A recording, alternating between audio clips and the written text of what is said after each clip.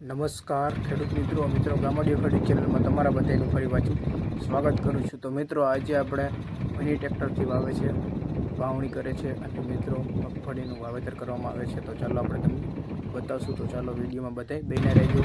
અને મિત્રો આપણે મિની ટ્રેક્ટર છે, તો ચાલો આપણે બધાય વિડીયોમાં બને રહેજો। તો અત્યારે આપણે આવી ગયા છીએ વાડીએ અને મિત્રો જોઈ લ્યો કે આજ છે આપણે નેવરિયા બાબાનું મંદિર અને મિત્રો આપણે શ્રીફળ અને અગરબત્તી બે વધારી નાખ્યું છે।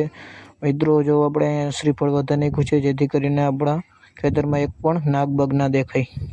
તો ફાઇનલી ખેડૂત મિત્રો અત્યારે આપણે જે પાછળનું ઓરણીની ઉપરનું હોય છે એ ભરવામાં આવે છે દાણાથી। તો જોઈ લ્યો આપણે પહેલાં દાણાથી ભરી દઈ। જોઈ લ્યો મિત્રો આપણે કોથળો આખો ખાલી કરી નાખ્યો છે।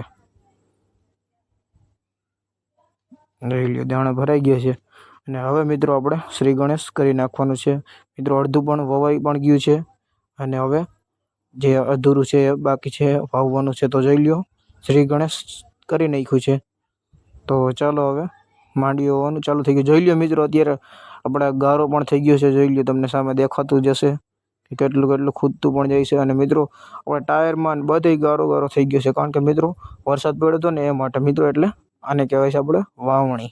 અને ખેડૂત મિત્રો આપણે આ SSO નું વાવેતર છે અને મિત્રો તમે કયું વાવેતર કરો એ કોમેન્ટ કરજો। અને મિત્રો આપણે બીજા ખેતરમાં જે વાવ્યું છે એ આપણે 23 મગફળીનું કરેલું હતું અને આમાં SSO નું વાવેતર કરેલું છે। તો મિત્રો કી મગફળી સારી થાય એ કોમેન્ટ કરજો।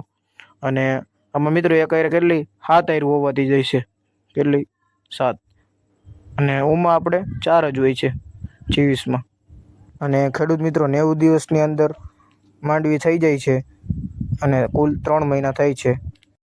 3 મહિના પછી તો આપણે મિત્રો આને કાઢી લેવી પડે છે। અને જ્યાં આપણે ખેડૂત મિત્રો દાણા લેવા ગયા હતા એગ્રોવાળા ભાઈ પાસે, તો એ ભાઈનું કહેવાનું હતું એમ કે આ દાણા તમે લઈ જાઓ અને આ SSO વાવો આ માંડવી। અને મિત્રો આમાં ઘણો ફાલ આવે છે, ઘણા દોડવા થાય છે અને મિત્રો અને ખાંડી એક તો માંડવી થાય। અને ખેડૂત મિત્રો તમને એક ભલામણ છે કે મિત્રો મિની ટ્રેક્ટરથી સારું હોવાય કે મોટા ટ્રેક્ટરથી સારું હોવાય એ કોમેન્ટ કરજો। અને વિડીયો સારો લાગે તો વિડીયોને એક લાઇક કરી નાખજો।